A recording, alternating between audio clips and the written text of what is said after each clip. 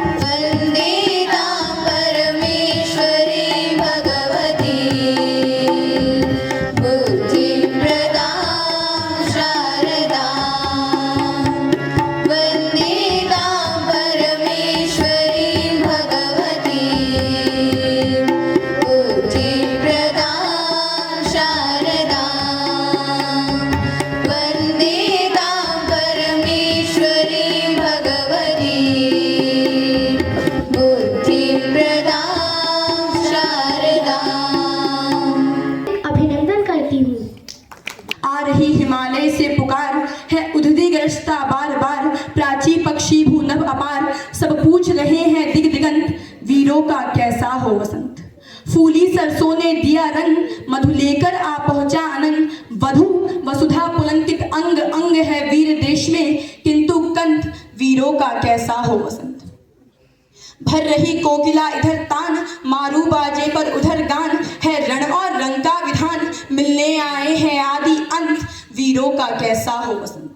गलबाहें हो या कृपाण चल चितवन हो या धृष्य बाण अब यही समस्या है दुरंत वीरों का कैसा हो वसंत।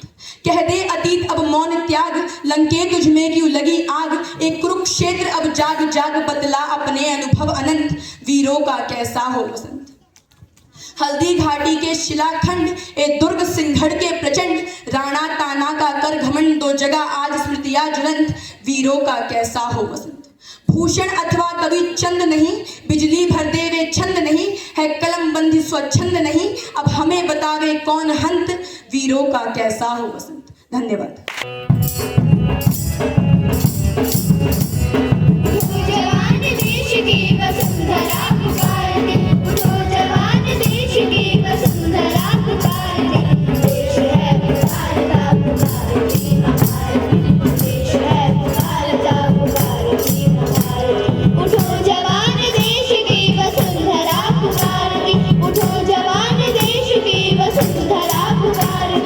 देश है पुकारता पुकारती हमारी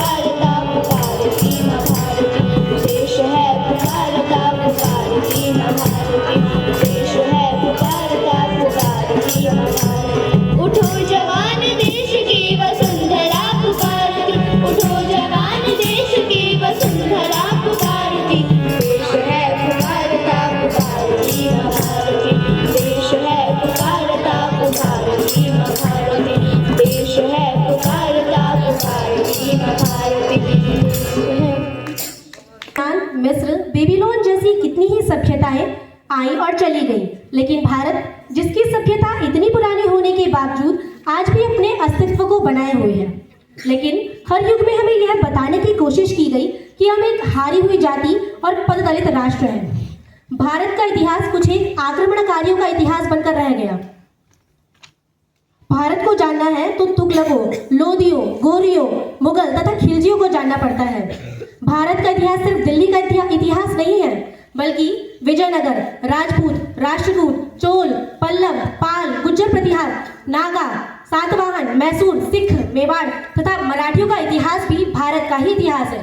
और जहाँ तक भारतीय इतिहास का संबंध है, इसके पृष्ठ साक्षी रहे हैं कि जब भी कभी राष्ट्रीय गौरव और अस्मिता को किसी देशी या विदेशी सत्ता द्वारा चुनौती मिली है, शहीदों और हुतात्माओं की टोलियां रंगमंच पर उभरी हैं। विदेशी आक्रांताओं के नापाक इरादों को खाक में मिलाने के लिए जैशो जवानों की मदमाती टोलियां रणभूमि में उतरी हैं। भारत माता ने जब भी बलिदान का आह्वान किया है तो माता के अनेक लौह लाडले कर्तव्य समर में कूदे हैं। इस देश में बलिदान की अखंड परंपरा रही है और इसी बलिदानी परंपरा के सिरमौर कहे जाने वाले, सर्ववंशदानी कहे जाने वाले सिखों के 10वें गुरु गुरु गोविंद सिंह जी महाराज तथा उनके 4 साहबजादों की जीवन वृत्तांत को हम जानेंगे एक लघु वार्तावली के माध्यम से। एक शानदार रैली देखी। कौन सी? सिखों के 10वें गुरु गुरु गोविंद सिंह जी की रैली। अरे हाँ, आज तो वीर बाल दिवस है। अरे मैं तो भूल ही गई थी, आज 26 दिसंबर है। पर इसमें इतना भी क्या विशेष है? मैंने तो केवल रैली ही देखी है। आओ आज हम तुम्हें मिलके इसकी विशेषता बताते हैं। पर हम इसका प्रारंभ कैसे करें? अरे क्या आप सभी गुरु गोविंद सिंह जी के विषय में बातें कर रहे हैं? हाँ। क्या मैं आप सभी के साथ बैठकर बातें कर सकती हूँ? अभी कुछ समय पहले मैं गुरु गोविंद सिंह जी के विषय में पढ़ रही थी। चलो आप सबका भी उनसे परिचय कराती हूँ। मैंने उनके विषय में कुछ ज़्यादा अध्ययन तो नहीं किया, परंतु उनके जन्म व उनके परिवारजनों के विषय में थोड़ा बहुत जानती हूँ। उनका जन्म 22 दिसंबर 1667 में हुआ था। वे सिखों के 9वें गुरु गुरु तेग बहादुर व माता गुजरी के पुत्र थे। वो तो ठीक है, पर उनका जन्म कहाँ हुआ? ये सिखों के सुविख्यात गुरु थे, तो जाहिर सी बात है इनका जन्म पंजाब में ही हुआ होगा। बहन, क्या तुमने इस पुस्तक में नहीं पढ़ा कि इनका जन्म पटना में हुआ था, न कि पंजाब में? हाँ, गुरु गोविंद सिंह जी के बारे में तो मैंने भी बहुत कुछ पढ़ा है। गुरु गोविंद सिंह जी का बचपन का नाम गोविंद राय था। आखिर गुरु गोविंद सिंह जी की प्रसिद्धि का कारण क्या है? तुम्हें नहीं पता? इन्होंने सन 1699 में बैसाखी के दिन खालसा पंथ की स्थापना की थी। क्या होता यदि गुरु गोविंद सिंह जी ना होते तो? बात करूँ ना अब की, बात करूँ ना तब की। अगर न होते गुरु गोविंद सिंह तो सुन्नत होती सबकी। अरे आप सब तो इनके 4 साहबजादों का वर्णन करना ही भूल गए, जिन्होंने यह सिद्ध कर दिया कि बलिदान के लिए उम्र नहीं बल्कि राष्ट्र के प्रति अनुराग होना आवश्यक है। अजीत, जुझार, फतेह एवं जोरावर, तो इनकी वीर गाथाओं से भला कौन ही अपरिचित होगा। महान तेजस्वी योद्धा अजीत एवं जुझार दोनों गुरु के पहले एवं दूसरे पुत्र थे, जिन्होंने चमकौर के युद्ध में अपना सर्वस्व बलिदान कर दिया, परंतु झुकना कबूल नहीं किया। तो गुरु के तीसरे व चौथे पुत्र फतेह सिंह व जोरावर सिंह का क्या?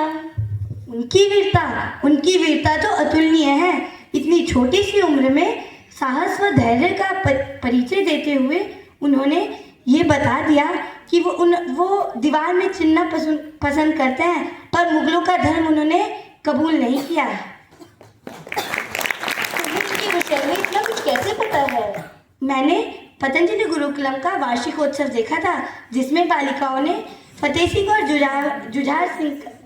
जोरावर सिंह का नाटक किया था। ये नाटक तो मैंने भी देखा था।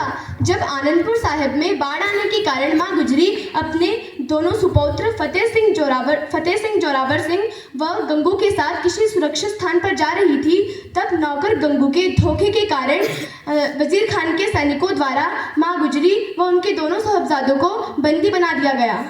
फिर क्या हुआ?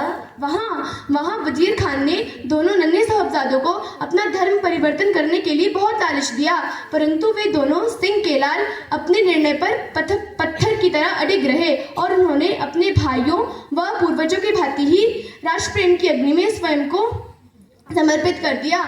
ऐसे वीर सैनिक मरकर भी अमर हो जाते हैं। तभी तो इनकी अमरता को हम वीर बाल दिवस के रूप में मनाते हैं। गुरु गोविंद सिंह के पुत्र में स्वाभिमान भरपूर, अजीत जुझार फतेह जोरावर, मातृभूमि को ही नूर। भारत माँ की रक्षा में चारों ने किया बलिदान, नहीं डरे संकल्प अटल ले किया देश का मान। बाल दिवस चिल्ड्रंस डे 14 नवंबर को मनाया जाता है क्योंकि इसी दिन चाचा नेहरू का जन्मदिन है और चाचा नेहरू को बच्चों से बहुत प्रेम था। पूरे कैलेंडर ईयर में मात्र एक दिन बच्चों के नाम समर्पित है और उस एक दिन में भी इतनी राजनीति। बाल दिवस मनाने की तारीख तो वो होनी चाहिए जिससे माँ भारती की किसी वीर सपूत की कहानी जुड़ी हो, बलिदान जुड़ा हो, त्याग जुड़ा हो, ऐसा देश प्रेम जुड़ा हो जो हमारे नौनिहालों में भारत भक्ति की चिंगारी फूंक दे। इसलिए भारत के माननीय प्रधानमंत्री मोदी जी ने 26 दिसंबर को बाल दिवस के रूप में मनाने के लिए सुनिश्चित किया क्योंकि इसी दिन सन 1705 में सिखों के 10वें गुरु गोविंद सिंह के दोनों सपूतों बाबा फतेह सिंह एवं बाबा जोरावर सिंह को वजीर खान के दरबार में सरहिंद की दीवार में जिंदा चिनवा दिया गया। चार साहबजादों की अमर रहेगी शान, चार साहबजादों की अमर रहेगी शान, गुरु गोविंद सिंह का कोई कैसे करे बखान। अद्यतनः दिवसः वीरबालदिवसः अस्ति, यः अस्माकं हृदयेषु शौर्यस्य समर्पणस्य च दिव्यधारां प्रवाहयति। अयं दिवसः स्मारयति अस्मान् तेषां वीराणां बालानां गाथाः, यैः स्वजीवनस्य सर्वथा अमूल्यः निधिः स्वप्राणाः देशधर्माय समर्पिताः। तेन अयं दिवसः स्मारयति अस्मान् यत् वास्तविकी वीरता वयसि नाशयति, अपितु इयं तु अस्माकं साहसः संकल्पः निष्ठा च अस्ति, या अस्मभ्यं ऊर्जां प्रददाति प्रत्येकं काठिन्यम् अवरोधुं समाहर्तुम्। अयं दिवसं न केवलम् ऐकिकम् अपितु अयम् एकम् अवसरः स्ववीरतायाः प्रदर्शनाय। साहसिकाः बालकाः ये कदापि न बिभ्यति स्म, ते अद्यापि नः हृदयेषु जीविताः सन्ति। इयं न केवलं शब्दाः परं सत्यमिदं। ते बालकाः यः स्वजीवनस्य 6 नवमे वर्षे स्वबलिदानं स्वीकृतम्। गुरु गोविंद सिंहस्य कथनम् आसीत् यत् यदि अहम् इयं न कर्तुं शक्ष्यामि चेत् मे अपत्याः करिष्यन्ति, यदि तेपि न कर्तुं शक्ष्यन्ति चेत् मे पौत्राः करिष्यन्ति। अन्ते वीरबालदिवसस्य शिक्षाः उक्त्वा विरमामि यत् साहसयुक्तं किमपि कार्यम् असम्भवं न भवति। यः धर्मस्य पन्थामनुसरति स कदापि पराजितः न भवति। यः राष्ट्रस्य कृते स्वस्य प्राणान् समर्पयति स अमरः भवति। धन्यवाद। उपस्थित हूँ। इस कविता में मैं उन वीरों के साहस का वर्णन करूंगी जो राष्ट्र रक्षा हेतु अपने प्राणों की बलि तक चढ़ा देते हैं। उठी जाग कण कण तरीरी, नयन चेतना की भी ऐसी लहर चाहिए। मोड़ दे तोप का मुख इधर से उधर, एक ऐसा फौलादी जिगर चाहिए। सिंह की गर्जना से जिगर फाड़ दे, सिंह की गर्जना से जिगर फाड़ दे। सूरमा शेर जैसा निडर चाहिए, सूरमा शेर जैसा निडर चाहिए। दुश्मनों का सफाया करे पल में जो, दुश्मनों का सफाया करे पल में जो। गोलियों में भी ऐसा जहर चाहिए, गोलियों में भी ऐसा जहर चाहिए। अब बुझेगी नहीं प्यास कश्मीर से, अब बुझेगी नहीं प्यास कश्मीर से। हमको पूरा कराची शहर चाहिए, हमको पूरा कराची शहर चाहिए। चाहिए सरजमी हमको लाहौर की, चाहिए सरजमी हमको लाहौर की। आचमन के लिए सिंधु जल चाहिए, आचमन के लिए सिंधु जल